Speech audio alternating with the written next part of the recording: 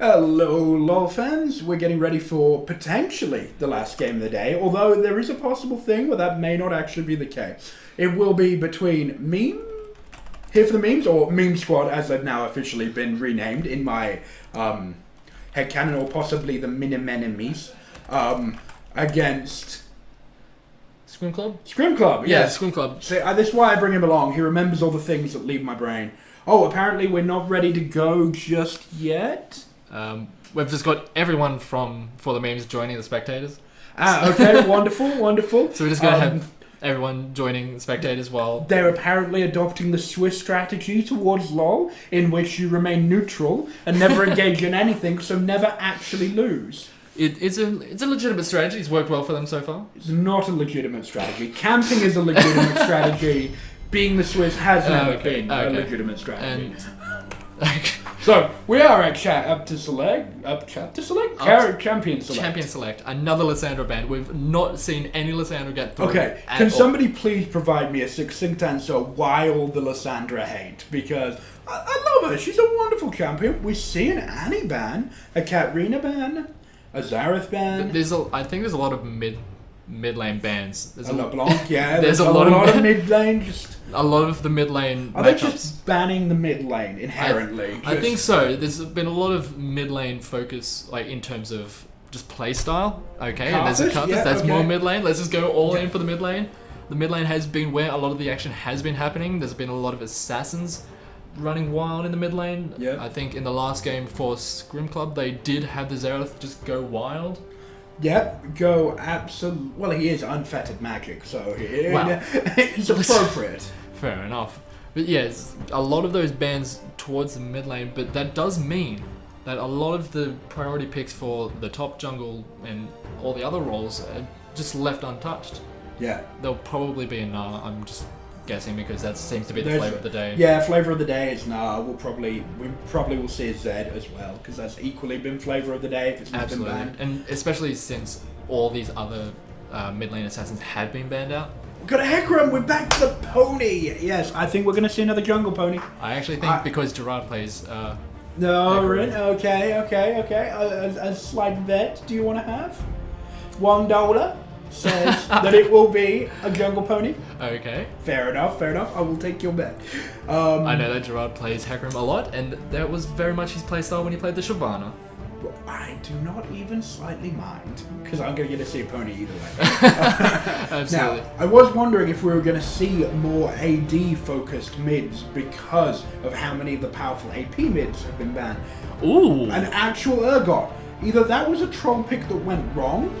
No, Urgot is actually kind of legit now. Yeah, I know he has, but he's been one of those things that people are scared It's kind of odd. playing. It's kind of odd, kind of legit. Yeah. It's kind of the way Victor was legit. It's like, sure, he just works, but although now why? with the way his perfect hex core upgrade works, it does work. He's become slightly more powerful again. Graves, nothing. Graves Thresh is still there. Thresh is a very solid combo. It will probably be a solid combo until the end of days. Absolutely. There's reasons why it works. Especially since Graves sort of came into the meta at the start of the season. He's just when Thresh the god of supports. He just does everything a support needs to be able to do, essentially. Yeah, and does it well. Yeah, Ezreal's going back on to Wacky Ninja. He gets that one again. He did quite well. He wasn't a shining star of the team. Yeah, but Katarina was he provided solid, consistent usefulness. Yeah, I mean the Katarina kind of overshadowed everything, especially when you get about a dozen kills, get a really early Loon's Echo and just kill everything. You do kind of get overshadowed when you're an Ezreal who all you do is sit back and throw Qs. But if all those Qs lands, then you're still doing your job. You're doing your job as a carry, just applying damage. Yeah. It looks like it's Sejuani could be picked up. That would be pretty... I would prefer if a Sejuani was not picked up, but that's just from personal inability to say the word Bola without it sounding like Ebola. But, well. Well, that's just a problem we'll have to deal with because they actually did lock it in, and they also locked in a Soraka to support the Ezreal. Yep. That could be problematic, I think, going into the Leona. We could see something strange. We could see Ezreal thrown into mid, got bot with the Soraka. I don't think it's likely. Soraka Urgot was classically one of the stronger lanes, but that was the old before Soraka was redone. That staff call no longer does the debuffs that made it so powerful. And also, Soraka can't just give mana and health just as freely. Well, she can give health as freely now. She will just die eventually by doing but she can't give mana anymore, which is one of the bigger things that was really good with Urgot. The ability to spam away. You can still do that. You just have a lot less mana at the end. Okay, so Malzahar. We have seen a lot of that being banned. So they do lock that in. Yeah. And if you so look what's Terminal Defeat going to go for? I bet it's the Gnar. Yeah, we're there. Called it. Are we good or are we awesome? And didn't I call that Hecarim? Yeah. Because you did. Okay. Where's my dollar? I'm getting my dollar. Let it never be said that William McCosh does not pay his debts. Here's your dollar. I got $1 now. Thanks. All because I knew what Gerard plays. Sweet. I can live in hope and have fun. That's all. That's all I need from life. Fair enough. But looking at these team comps, they're actually pretty well-rounded, to be honest. I don't like Malzahar as a champion, but that's a personal thing. I know he's very powerful. I know he fits the meta right now, and I know he will do relatively well against whoever ends up in mid. But it's just I don't like minion-based champions because I don't think the AI in LoL is consistent enough, and that element of randomness I don't think serves the game well. We do have 2 suppressors in this game. We do. 2 of the only suppressors in the game. Yeah. If we had Warwick, would be all kinds of, but no. No. But yeah, it should be interesting. I don't think we'll see the Malzahar Urgot matchup all that often. No, that's going to be... I don't think I've ever seen this matchup, actually. It's pretty unique, and I have no idea how I expect it to go, actually. I think if Urgot is able to land the Corrosive Charge, then just rain down Acid Hunters, should be able to apply a lot of pressure. Especially given the way that they've actually retooled the Acid Hunter now. Because previously it was only on shot that it did the checking to see if you had the Corrosive Charge. Yeah. Now it does it at the end as well. So if you land the Corrosive Charge late, your Acid Hunter will still do that massive spike of damage, even if it doesn't get the homing. So, yeah, it's... And Malzahar is slightly more stationary than a lot of champions because he has a small wind-up time to all his abilities. Yeah, and that could be problematic coming into the middle late game when you have a Gnar, a Sejuani trying to just launch themselves at you with all those abilities. Yeah. And also, if you do get swapped into the enemy team by that Urgot, you are going to have a bad time. Yeah.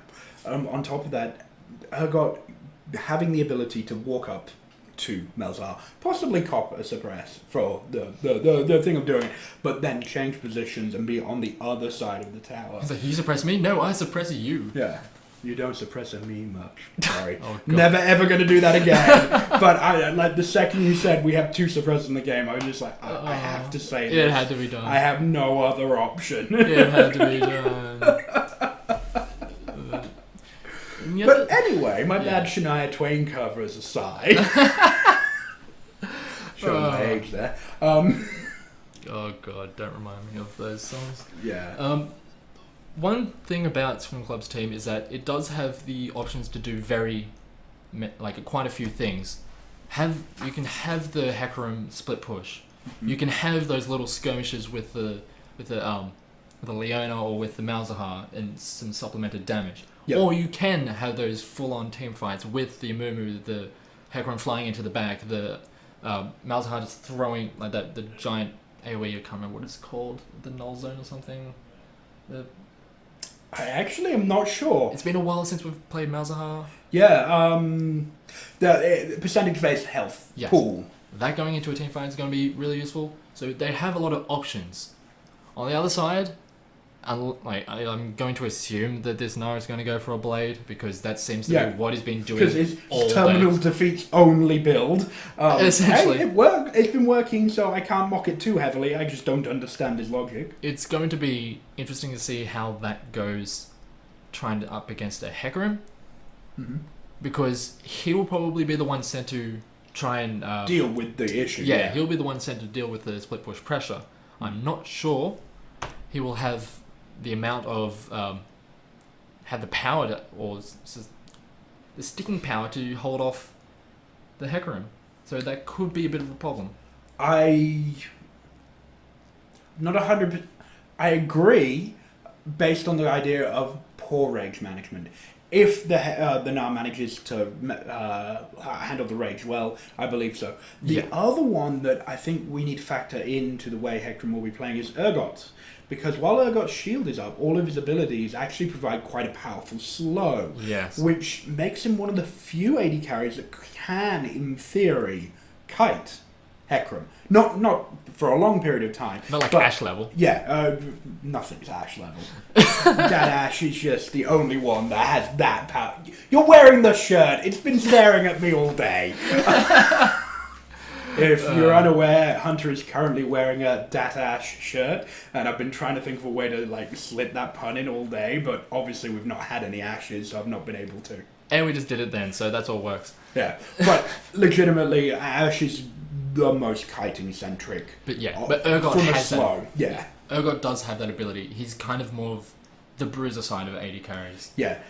He's more bruiser than Graves, and that's saying something. He's not even, I don't think, an AD carry anymore. He's gone into that bruiser with the ability to AD carry just about. It's like Teemo. Teemo is not an AD carry, but some people are under the mistaken belief that the little rat is. Teemo isn't anything. Other than an affront unto... No, Teemo's fine. He's not a particularly powerful champion, so I don't really care. He does have a nice skin coming out. He does. The Omega Force. Yeah, that does very, very cool. That does look rather interesting, as we do get into a pause right off the bat. Again. A bit of a tradition. Yep. Yeah, just pause for days, because why not? See if there's any explanation for this one. May you tab me? Thank you. It does not seem like we've... What? Yeah, there's no explanation in there. Not that we've been given so far, but... I think they're just trying to get back into the game. I think they're in now. Hopefully this will not be as long as the game. Previous one. Yeah, that took a little bit of time, but yeah. That happens. You get Australian internet problems because Australian internet problems. Okay, here we go. 4, 3, 2, 1, and then nothing happens because we are literally in the 15th second of the game. Yeah, I got all that done. Okay. So we're seeing a flask out of Urgot, not a surprise. Coin out of Soraka. I personally prefer Frost Queen's Claim on Soraka, but I do understand coin builds into nicer items for a late game, so that makes sense. She does require a fair amount of HP regen, more so than the mana regen, especially when using her health is what's doing a lot of the healing. It's a primary thing. We got a 4-man shuffle up top. Oh, sorry, 5-man shuffle. It just got lost somewhere. However, they are sat on a ward, and I don't think they know this. That was a very good ward from for the memes. They probably have played against these players previously, or aware of their...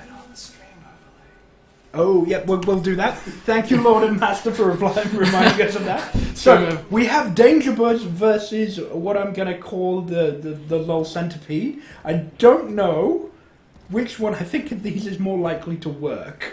There's just I think they kind of know where each... Oh, okay. Yeah, they do know where each they're other all... They're very aware of where they are. Yeah. They do actually manage to get out of it just fine without any sort of trouble. So everybody's a tiny bit late to getting into position, or at least Leona is, but other than that, no real damage has been done. It looks like Hecarim is going to be starting from the Raptors. He hasn't actually bought anything other than his flask, because if he doesn't get the potions but takes out the Raptors, he does have enough gold for get his thing, like an actual item, I think boots or something, which is actually pretty strong for a Hecarim right at level 1 or level 2 as he manages to get it. Yeah, you were explaining the strategy to me the other day, and the earlier game, and it does make a lot of sense. Okay, I do like that skin with those voidlings. They're pretty hilarious. Yeah, we have another Leona lane, but at least this time, if you go in on the healer, you can actually get a lot more done. Yes. And every time that you make Soraka heal, you are making her run out of health. Yeah. So it's not... the best option against the Soraka is hit her and avoid the Qs. Yeah. As they get hit by a Q. Yes. But that... you are beautifully illustrating what not to do. Yeah, there we go. As the Asset Hunters actually land, it's just a lot of damage on that... onto the Ezreal. It is a lot of damage from the Leon of Graves. It's a lot of burst with the Sunlight procs and the Buckshot, but... Yeah. I'll be intrigued to see which ability the Soraka has taken. I'm guessing it's not her Astral Blessing, because she isn't healing at yet. She is now, so the more they go onto the Ezreal, the more it's probably not going to be as advantageous, because the Soraka is just going to be able to continuously heal that up. Although it's less efficient, like, to do the damage to this Ezreal, you then force them to heal less efficiently. Yeah. Than... Well, they do go in. Ezreal is slightly more resilient than Soraka. And the way to get health back for Ezreal is a bit easier than trying to get the health back for Soraka. True.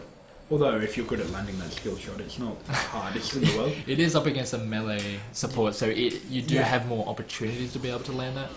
True. This Hecarim is bullying this Gnar. Already just dealing a lot of damage and applying a lot of pressure in the lane. The Gnar is just not able to deal with it. It's already accrued just a little bit of a CS lead. Okay, Sejuani seemed to be taking standard the Trailblazer recently, which I'm entirely understanding, but... that the Ignite is the used. Ignite, is it going to be enough? I think it is. Yeah. Stuck around way too long. Didn't sort of respect the Ignite. He just stood there and ignited. Yeah. How does that make you feel if you're just standing there and all of a sudden, bam, you get ignited? It's like, hey, wow.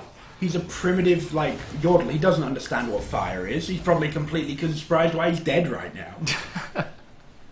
Fair enough. Let's let that one slide as the... Easiest way to respond to William's lunacy. Not respond! He does have to use the TP to get back into lane, and all he was... Oh, it does miss the cannon. All he was able to get is a longsword. Yeah, and that's not going to be much when the Hecarim comes back with Ninja Tabi. And that's just going to cut through a lot of the damage that the Gnar is going to be trying to put down. This Malzahar is pushing very hard against this Urgot. Pushing hard, but not getting as much of the CS, which is a little problematic. Which is not surprising, because Urgot can double stack that auto with Acid Hunter. Oh, they do go in, and they actually do dive the Soraka and kill her, but it does look like they're trying to give up. They're almost giving up the Leon, but the lack of mana is really nice exhaust and a clever interference run by Graves means that she gets away and lives with it. Absolutely. The lack of mana from the Ezreal really did not help there. If he had mana, he probably would have been able to throw a few more mystic shots out, try and clean up one of those kills, but without the mana, and with also the really good exhaust timing, it just allowed them to get that dive kill and then get out scot-free. Yeah. Oh, ulti from Hecarim? And that's a level 5 Gnar. He's not going to be able to stick around too long as Sejuani. Also, because the rage will be almost depleted now. Yeah. When Gnar does get his ulti, he's not going to be able to use it for a while, which is going to give Hecarim quite a nice window to aggress. This is looking pretty problematic. The Hecarim's already got a reasonable lead, and that's a lane where you kind of want to have the lane advantage as the long-range auto-attacker. Yeah, if you've lost the lane advantage this quickly, it doesn't bode well for your future experiences. The last game we saw with Drew in the top lane, he was on that Shyvana. He went really huge. Yeah, he got all over his laning opponent and snowballed the entire team from there. Yeah, he in that game, he just controlled the wave really well. And that's what he's doing right here. He's just making sure that they have to be at extreme risk just trying to farm. Yeah. And they're doing it really well and he's doing really well at reducing the amount of gold that the other top laner can actually get. Yeah. Despite the amount of pressure coming out of him also, I'm very impressed by this Urgot's discipline. He's at 56 to 40. That is a very impressive CS lead. Considering Malzahar is a relatively, or at least for me personally, relatively easy champion to farm with Yeah. It's rather straightforward. Yeah, you just drop Malefic Visions on somebody, and then... Ooh, that was an attempt at a Gnarl that just went a little bit short, but Yeah, Hecarim's just that little bit faster than most champions, so he can just get away. yeah, the early Ninja Tabi is really, really helpful in that situation where you can just sort of kite around a lot of those abilities. I'm surprised where this level advantage has come from down below. From that initial dive, they were able to just stick around the lane and absorb a lot more XP. And all, yeah, it's just a bit more pronounced than I expected it to be. It's now even. They're all level 5 now, as Urgot does actually land the Corrosive Charge and just a reasonable amount of damage to Leona, but Leona does go in, does have the backup, but goes in a bit too early, so the team is not able to follow up. Oh, the Graves goes in, but Sejuani doesn't have her bowler yet, so beautiful bandage toss. Oh, they then actually Zenith Blade stacking those two roots and stuns on top of each other. Very nice. Oh, that's a lot of damage. Yeah, the percentage health, it can just chunk you down if you get caught. Absolutely. The Hecarim is actually going a little bit low, but she'll be able to go back, heal up, and teleport back in because he won't necessarily be needing that teleport to come into this dragon. The other thing is he did hold Na in lane and away from this first dragon. So. Absolutely. Like, the team composition that For the Memes have requires those team fights as they go in with the Mimu, and they actually do clean them up with the not the double kill, but it was Fluff Sejuani. That was a really good flash from the Graves. The sad money, yeah. Even that Terra Capacitor ulti I silly named from Urgot wasn't enough to save. Urgot is a silly champion. No, he totally is. Not yet. Well, yeah. There's not much about that, but yeah, it's just been about skill matchups. It's just a skill discrepancy between the lanes that has just been the advantage so far. We've got a 5 kill and 1 tower difference, and it's only at the 9-minute mark. Well, 9.5 minutes, and they're already 3k up. Yeah, that's pretty bad. That is not where you want to be now. That is a bad place. That is a very strong... In the jungle with a pony does not end well for you. He does take some tower damage, but... Yeah, but not enough to equalise the fight. Is that where the Urgot is getting the extra CS from? He's actually been CSing against some of the Voidlings.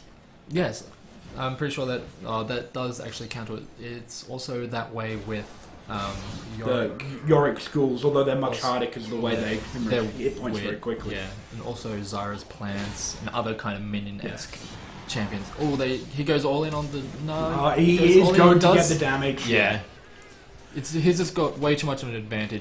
The ramp up on his Q is the amount of time. It's just cooldown on it decreases as he hits more people. That is just a wonderful collateral damage. Buckshot right to the face, and that's the damage. Instant fatality. Yeah, that's the damage combo we'll talk about with the Graves Leona. It's just damage upon damage upon damage. It's just, and when you have a support like a Soraka that is very squishy and doesn't deal well with it, that's the kind of result you get. You get a blown up support. Yeah. They do and try, and they can do very little now because Leona's just tanky enough to comfortably take that tower. A suppression under tower for freaking Sejuani. Yeah, this kills across the board. It's just stacking victory on victory. It's just dives across the board, really. They're able to... Ooh, Urgot does get used on the Malzahar. They do get the kill back, but that's... They don't care, though. He didn't have a killing spree unlike some of the other champions. And that's just 1 kill compared to the 9 and the 2... well, that's just the first tower, actually. Yeah. In the first tower, then the second tower goes with it. We're now looking at a 5 and a bit. Nearly $6,000 difference in gold. Yeah, that's this early in the game. That's not a good thing. No. And they're just going to steal the jungle while they're there because why not? They know that the other team has been back. They've been killing them, so they must be in base. At this point, they can probably survive this 3-man gank. They are going in a little bit. They are sticking around a little bit far. They don't have much mana. But they jump on the Soraka. Nice exhaust. Yeah, that is a good exhaust. They may spell Doom for them, especially if Sejuani has her ult. Sejuani does not have her ult probably used in the top side, but that Solar Flare does do wonders in holding that back. There's a little bit of a Yeah, it's a bit bitty. If this Amumu can get in, land a really solid Curse of the Sad Mummy. Oh, the flash stun onto the Soraka, but the wish is used, so that's just basically that fight didn't happen because the Curse of the Sad Mummy does get used. Really nice use of percentage-based damage on Sejuani. The Nara's getting pounded by the Hecarim again. Nothing new there. Let's go back to the bottom lane where things are actually different. Yeah. As those voidlings, they make me giggle. You should see in Earth when there's about 10 of them. I'd rather not. And they're all AD. Yeah, true. AD Malzahar in Earth is ridiculous. It's hilarious. Can imagine. I used to play, for a while I played AD Malzahar up top until I realised I suck at LoL. But... Fair enough assumption. But yeah, like, they're now going in for this Blade of the Ruin King first, or attempting to go for this Blade of the Ruin King first. It's just not... He's not gone Blade of the Ruin King first. He's tried. He's tried to go... He's got halfway. He's gone Cutlass, and then he's just going to cry a broken hurt. Nah. He got halfway and then realized, well, this is just not working. As there's a little bit of a game... Northern Wings is slowing him down, but he has all the bowler gets used. The bowler gets hit. But we have... the ult from this... did get cancelled, so Malzahar is still safe. The suppression on the Sejuani does actually get the kill. Even while incoming eyes rolled. just a whole bunch of abilities getting thrown with not much happening. There was one death, but all this Soulflare does land. The Zenith Blade and the Daybreak, but is it? Yes, the Buckshot damage does get the kill, and Nara's just going to have to jump away because there's damage from the Graves, who already has Infinity Edge. Yeah. It's a very early Infinity Edge, considering what's been going on in this game. But yeah, Nara does try to go in, does get slapped a little bit. Meanwhile, there's just a 2v3, but they do actually get the kill onto the Graves. The kill on the Graves. And that's a really big shot. They're going to get the Leona, because they're landing the abilities from Nara. Yeah, Soraka getting it because supports need all that money. Yeah, totally legit team player stuff. The flash bandage onto the... No, and he's crying and he's going to kill him. Oh, that is not what you want. That is... Not at all. That is just a little bit sad, but... There's quite a lot of sad, let's be fair. There's a sad mummy sad level. Yeah, and with that kill they are going to have a lot of time to work out the vision situation towards this dragon as it just comes up. Yeah. There's only currently the Mumu who... can do it, but he's not very fast. So they've got a lot of time. A little bit of a premature ult there from Ezreal, but can you blame him? They've been wailing on it for a while. Bandage toss, Curse the Sad Mummy. Really nice cue from Malzahar. Entire team comes down and just sandwiches them. And that's a double trap. That's a double kill for the Amumu, because when you have an Amumu sitting amongst a bunch of people, and they can't. Yeah, they're eventually gonna get hurt. Yeah, like that was just a brilliant layering of abilities. This is just really good. Really nice timing. The CC was incredibly on point. Soulflare missing, but the Zenith does go down. Collateral damage, buckshot, smoke screen. It's all over. Yeah, I think Nar needed to not stick around after the Zenith. I think Nar needed to not be dead. He stuck around after the Soulflare, thinking, okay, that's the extent of their initiation. Yeah, should be fine. And then the Zenith Blade comes through. Yeah, and then the bowler does get a very conservative bowler there. But that's not going to be. The heal does get used, and the Graves is still alive. That was one damaging crit. The Leona is getting hit. Yeah. The Xenoblade does can hit, they but collapse doesn't. On the Graves? I think they can. Although there's a suppression in the health style, and Malzahar is going to kill another one down bot. And Hecarim is just going to just whirl around and spin to freedom. Just planned that very nicely, kept out of all the damage while he could. Yeah, and this is a very, very painful Hecarim, who is already up 5 kills to nothing. And also a 406 Amumu as the Graves does get taken down as he tries to back. Even though there's a bit of... Oh my god. That was a clutch flash. That was good. Yeah, but the amount of damage from just the Q auto from the Hecarim took him down to about half. The Spirit of Dread was burning him a little bit as he retreated, but even so... There's no amount of lifesteal that's going to help with that. Yes. Okay, we had the 2 Mana Runes completed on 2 for the memes. the Urgot and the Ezreal are stacking up those up. Yes. But you've got a stacking item that needs time to stack up against a team that's already up. It's already well ahead of you, and your item 13, stacks slowly. You're down like 13k gold and you're needing an item stack. It is not a good position to be in. There's a lot more that needs to go in the way of for the memes for them to have a chance at coming back. Yeah. Even this movie, even though he had no vision, he's so far ahead that he doesn't need to worry about walking blindly into a bush. Yeah, I mean, look at his build. He's going damage. Yeah, it's offensive Amumu. How often do you see a Solar Flare hits twice. Beautiful Solar Flare, Bandage Toss, Curse of the Sad Mummy, Daybreak. End up getting the kill, yes. Yes, that shield explosion. Hecarim just lawnmowering his way up top. Oh, there's another. Ulti, Spirit of Dread, all the whirling, very, very dead.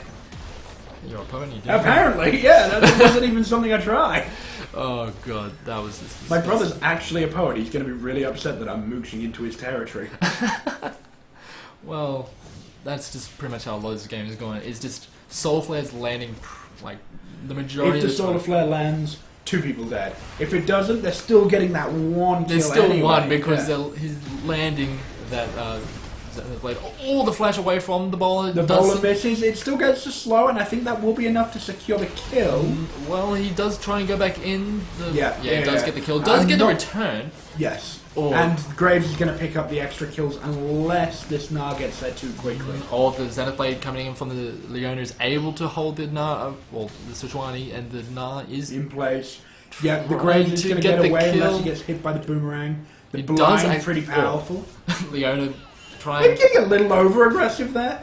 Yeah, why not? You're a Leona. You've got you're 2 and 11. You're 2 and 11. Yeah. You might as well. You think you're pretty strong. You might as well go in against the Gnar, who's already 1 and 6. Yeah, there was a pretty solid Duke there as well by Leona. She went further north, and unfortunately Gnar then had the decision of trying to pursue the Graves or going for the kill that she could get. And he just died on that wall. Yeah, that's just brutal. And they're just dragging out more death. This is going to be another one. The Hecarim is just way too far ahead. Even with the silence, it doesn't last long enough to keep anybody alive. This is another ulti, one. Spirit of Dread. The exhaust is doing a little bit, but not enough. Damn. And that's why I prefer Hecarim in the top lane. Okay, you may have slightly converted me. It only cost me $1 to see the light. Worth. Yeah, totes worth. I mean, it can work in the jungle. It's just the amount of presence you get on the map from a Hecarim of this stature is it's terrifying. You fear for your life. Yeah. And he's been able to build 2 direct damage items. Is that the home Black guard? Cleaver? Yeah. Oh, is this one Alacrity? Yeah. Probably would have gone the home guard, especially because of the way it works well with. You can just teleport in, home guard, charge onto someone. He's not been using his teleport much, really. Not really. He's just been using it defensively, just to hold onto lanes. As Mumu does get caught out. The Sad Mummy used defensively for the first time. I don't know if it's going to be enough. Is there a minion for him to bandage toss to? The suppression does hold him down, and that should be the kill. It goes to the Gnar, which is... Well, he's kind of needing some gold, but it's... Okay, the Hecarim's just given up caring about turrets at this point. Yeah. Okay, maybe he cares about in the turret. Okay, so for got a desperation Baron here. This is nothing short of desperation because For the Memes is down an incredible amount of gold, but the Soul Flare comes in and they're just going to be held in. And Leona is trying to 1v3, but the Baron is doing a lot of damage. Leona and Baron 2-manning apparently, not quite, but nearly. Oh, they're trying. I don't think going for infrastructure, which I think was they're going just taking out the entire base while they try to make that desperation Baron. It didn't work. He has forced them off the Baron, so it was definitely a work. They do get the third tower. Nice rotation there, gets the third tower. Only just. But still, it worked. And probably going to die to the... no, nice flash. Nice flash from the Graves to avoid the boomerang. But that does... All the Sejuani ult is down, so they're not going to be able to use that to get the kill. But the ulti... they have other ultimates and other ways to sort of gain up on them. But here comes the Hecarim from the side, so... He's going to be waiting for... He's only a half health Hecarim. He's less scary than I don't think Hecarim's. I don't think it matters, to be honest. I think you can. Here he goes, and he just Yeah, he follows that through. instant response. Yeah, that was really well played. Knew exactly where he flashed to. I knew he not flashed, but shift. yeah, he shifted away, but had the ulti like Everywhere instantly. we look, there's Yeah. just mean club corpses. Sadly. Yeah. Considering their team name, I'm not too disappointed, to be honest. Although You're mean-spirited, but yes, I'll grant you that. it does sound a little bit weird when you say there's just little mean clumps everywhere. Okay, I'll give you that. It probably does sound very, very odd. It does sound a little bit peculiar, but again, we'll let that one slide. Yeah. That's the thing that happened. As the murmur is just slapping the crab. Yep. I would prefer that we never refer to it specifically as slapping the crab again, but he is attempting to kill the scuttle crab slowly. They're taking the dragon again. I think this will be the third, yes. That is the third dragon, so they had that movement speed, which is going to be really good for that Hecarim. Oh my god. Not that he needed anything else to go his way, he's fine, but yeah. Just like the luxury pick of the Iceborne Gauntlet on the Leona. Yeah. Because have a CC champion, have more CC. Solar Flare slows him down enough to get the Zenith Blade. He's not going to have a good time. Even the tankiness from his ulti isn't enough to keep him alive. Meanwhile, Hecarim is diving, team, towers, Nexus towers does not care. It doesn't matter. The amount of durability that their team has now, and there's the bowler, does not... Nice bowler, but doesn't do anything, but it was still a nice land. It landed nice, but there was like not much else to go along with it. The Nexus towers aren't doing much, and that's the first one down. The Hecarim is doing a lot of damage. That Triforce is ripping through them. Yeah. And that's the second one down, and that will be the game. And that should be the game. And I think we forgot to mention that this would have this victory secures it for Scrim Club. They are in fact the victors of our tournament. They are going to be going on to represent the University of Newcastle at the collegiate circuit. Yeah. So well done to them. It was I'm pretty sure a close second to Foursome Boys. Yes. They needed to win their game and also for Scrim Club to lose this game. And then there would have been a playoff between the two of them. Yes. But that's due not to the case. Yeah, Scrim Club able to run through the whole list of teams that we have, so they were able to take the whole thing for themselves. So well done to them. And I think we'll just go to this because I think that will do us for the day. Yes. So thank you for all those who have turned up to play. We've thoroughly enjoyed casting. I don't know about you guys, but it has been an experience. So thank you. I'm not sure when the next time this thing will happen. Probably the next time there is a collegiate thing happening or some other University of Newcastle related event. Yes. LoL related event as it's hosted by the Newcastle University Anime Club, so thanks to them for hosting this whole thing. Anyway, thank you very much, and we'll see you next time.